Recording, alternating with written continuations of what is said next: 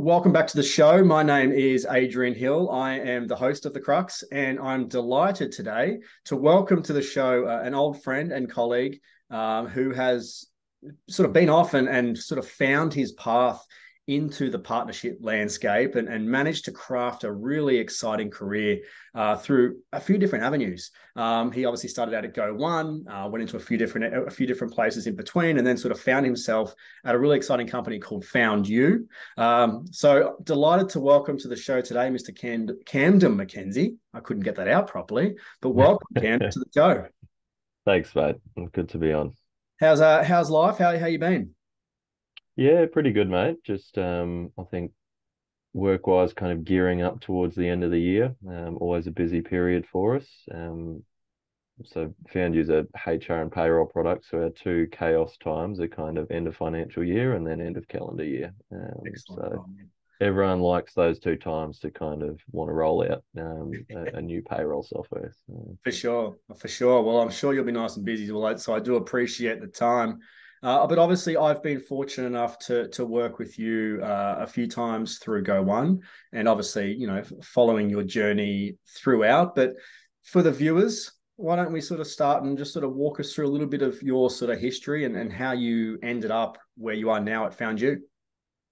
Yeah, definitely. So I think I mean, first experience in software, as you said, was with Go One, and what an eye opener, I guess, coming from kind of more traditional bricks and mortar businesses, into that whole, not only software, but just like the funding models behind software and things like that was just a bit of an eye opener. I remember being at one of kind of the first all hands meetings, and they announced a series raise, and I'm looking around the room going, hold on, I think there's more in wages in this room than there is in that raise. So it was interesting, and learned so much, I think, throughout all the different roles. Like, started out in customer success, which I think, is a great place to start. I think you get a little bit you get a little bit more technical than you maybe do in other roles. You've got to know the product really, really well. And then the way that Go One ran that function, there was a little sales element to it as well. So it was a nice kind of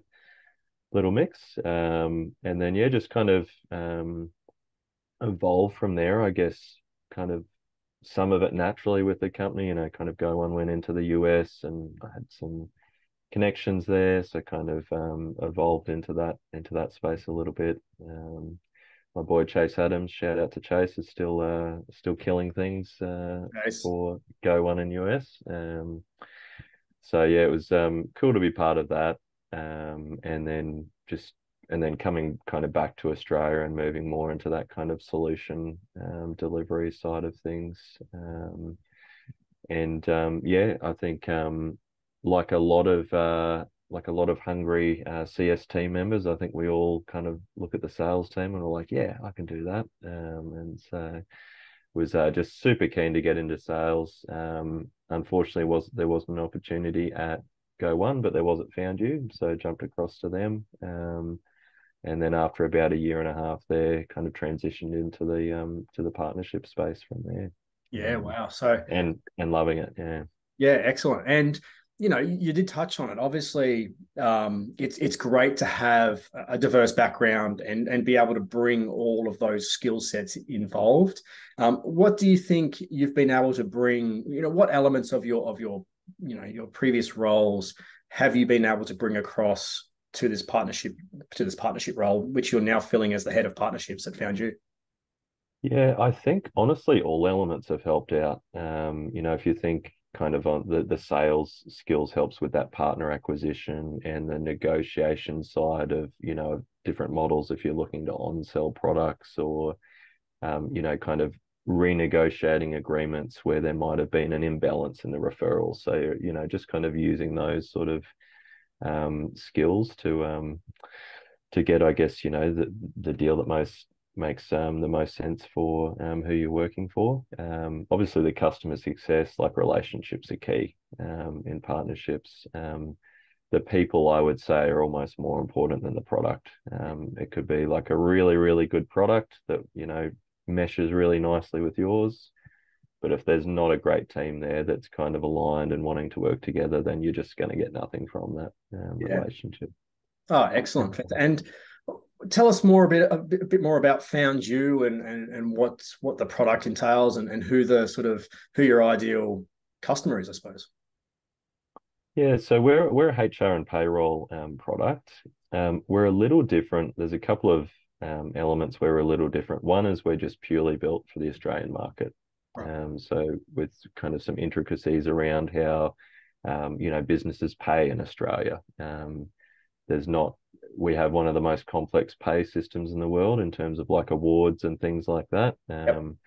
And so we've found that, a lot of overseas payroll products coming into the market just can't hit that. They can handle salaried. Anyone can handle salaried stuff very easily.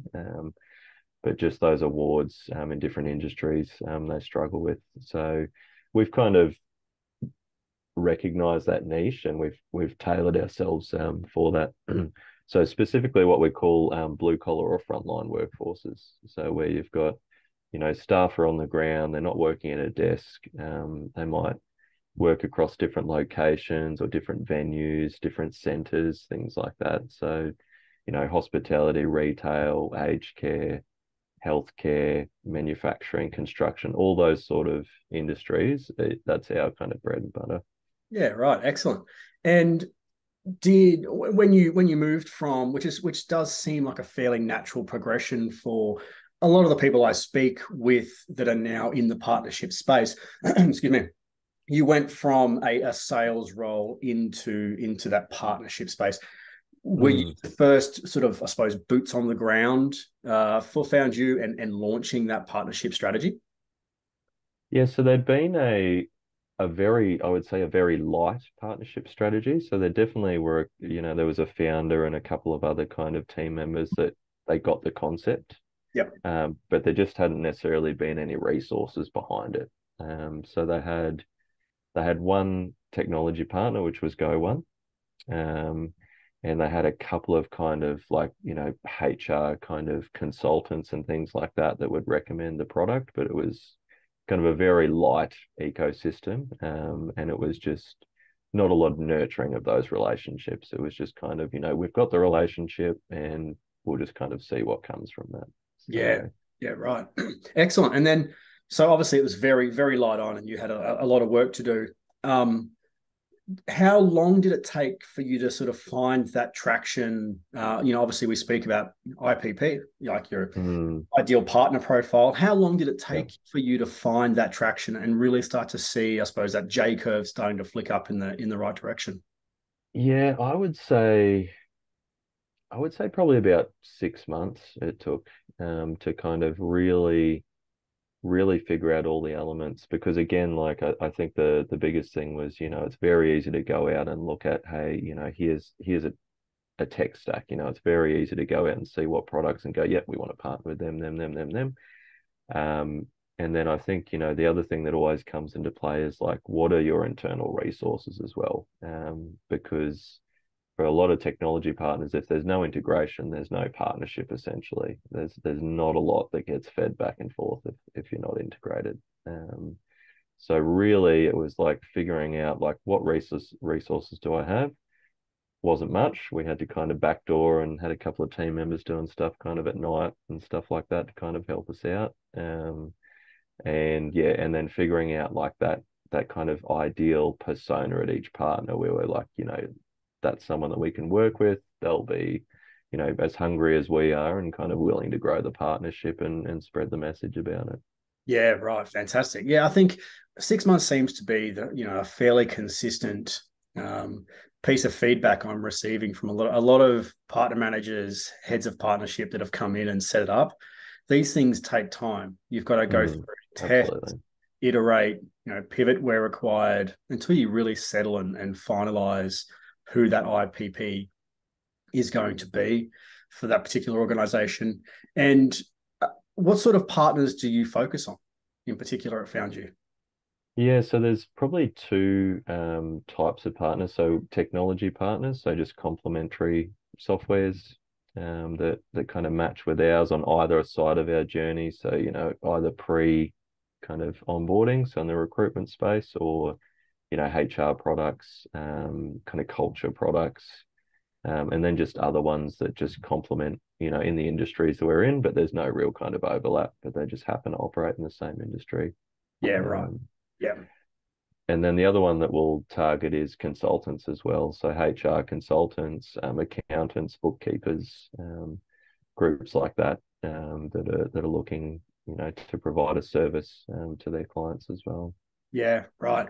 And then obviously there's two factors within setting up a partnership. There's your acquisition of bringing in new partners, and then there's successfully enabling them to, I suppose, work collaboratively.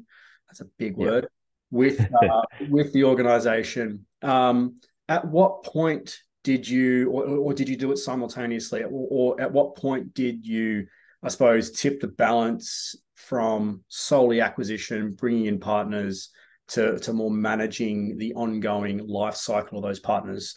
Was that done simultaneously, or was there a real get in, get partners, and then transition from there? Yeah, definitely an initial get in, get partners. And then I think the transition kind of happened, after, it was all about acquiring partners. And then once you've acquired them, you start on that journey, but it's definitely not like a focus. So I would say, the first 6 months was all about kind of acquisition.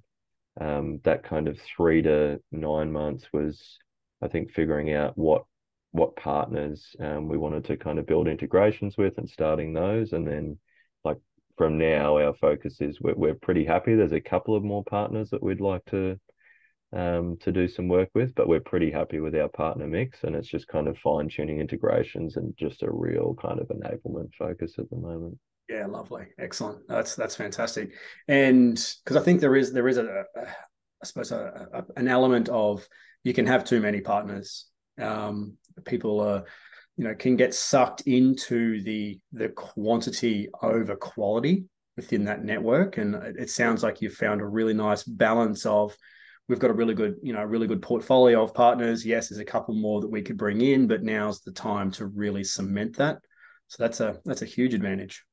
Yeah, absolutely. Like, I think we found we dug into the data last quarter actually, and we found the old 80/20 rule applied. So 20% of our partners were sending us 80% of the referrals. Yep. So it's definitely, I think, over time, just, evaluating, who those 20% are, focusing your efforts on them, and just figuring out creative ways as well, because you don't want to ignore other people, because you never Yep. know where they're going to go, or what they're going to turn into, but just finding ways that, you can still provide them with value without necessarily needing to be as hands-on, as you would be with those kind of, more active partners. Yeah, nice, excellent. And you did touch on it at the start, at the top of the call, when you transitioned into this role. There wasn't a lot to work with. And like most new partner managers that are like, please set this up for us, they don't have a lot of tech to work with. Has that evolved over time? What does your sort of tech stack look like within the partnership team at the moment?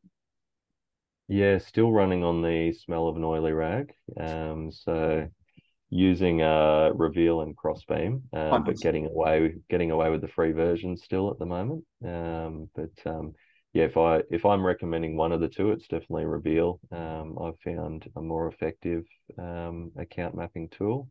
Yep. Gives you some added insight you don't get in Crossbeam, in terms of, number of years they've been a client of your partner and things like that, which are just great insight, because you can go, well, cool, they've been there for 9 years. I'd hope there's a really good relationship. So, hey, can we grab an intro to them, rather than someone that's been there for 3 months or 4 months, Yep. and are just kind of starting the journey, and it's probably not an appropriate, time to be asking for an intro to them. So, Yeah. Yeah. Excellent. And what have, for those new partner managers that, maybe have started in their own role, in a new role, or are thinking about it, what's one piece of advice that you wish you knew at the start of your partnerships journey that you know now? yeah, really good question. I was thinking about this. I think the biggest thing, like if I could go back in time, the biggest thing I would do is I think you can get sucked in when you're first in partnerships on focusing on the big brand names, like the established brands. And so my advice would be like, don't be afraid to partner with those up and coming softwares, the new players, because chances are you'll be dealing directly with the C-suite. They're super hungry. They'll probably build, integrations, so you've got less kind of resource constraints on your side. And yeah, and so far, like we've gotten far more referrals from those kind of up and coming softwares than we have from, some of those more established brands where you'd think, oh, if we get this integration, we're sorted, we've killed it. So No, that's fantastic advice. I think we get sucked into the vortex of, even in sales, we get sucked into the vortex of chasing those big logos, when you're right. If you can leverage their internal team and have the integrations built, then it saves your team a little bit of time as well. And I suppose another challenge that I've found when, having these conversations with people is, I suppose, the buy-in from executive. Obviously, everyone wants something done yesterday. How have you found, how have you navigated that, I suppose, that stakeholder management up into the executive team to really communicate how you're progressing and what's to come? Yeah, so look, it's an ongoing journey, to be honest. I think we've had people that were super on board with the journey, and people that were probably more conservative about it. And we're still kind of navigating that. But I think the biggest thing that we've done is that just kind of we do a quarterly presentation where it's just all data. We just kind of break down the numbers. Here's the referrals we've had, here's the top partners we've had, here's what we're actually closing from that. And I think that over time, like you can't dispute numbers. So if the numbers are always trending upwards, then it's just it becomes something that people just, I guess, kind of have to get on board or live with to a degree. Yeah, right. And then obviously on the other side of the spectrum to that is that reporting metrics, or I suppose the success criteria that the company is chasing within the partnership model. Has that evolved over the duration of your time at foundU, or has it maintained fairly steadily? Obviously, you spoke about quickly getting partners on board, filling up the pipeline, acquiring. I would imagine now the success criteria has shifted to revenue, or has it always been there? Yeah, look, I think revenue's always been there as a criteria. I think what foundU have been really, really good at is just giving the partnerships some space, basically, to recognizing that it's a process that does take time. Yes, you can go out and acquire partners pretty quickly, but that enablement piece can take months to years, depending on the partner that you're dealing with. Especially if there's an integration involved as well. So I think they were really good at being really patient in the first kind of couple of quarters, and then yeah, we're starting to, I guess, see the results now, which is really cool. We've kind of built quarter on quarter on quarter, which is always scary because you're like, crap, like I'm going to keep this going somehow. So, but yeah, no, it's been cool to see. Excellent. Sounds like a very accommodating executive team. Maybe we can get them to have a chat to all the other executive teams, Yeah. and let Like them know. overall they are fantastic, to be honest, mate. They've been awesome to deal with in every role, like sales, partnerships.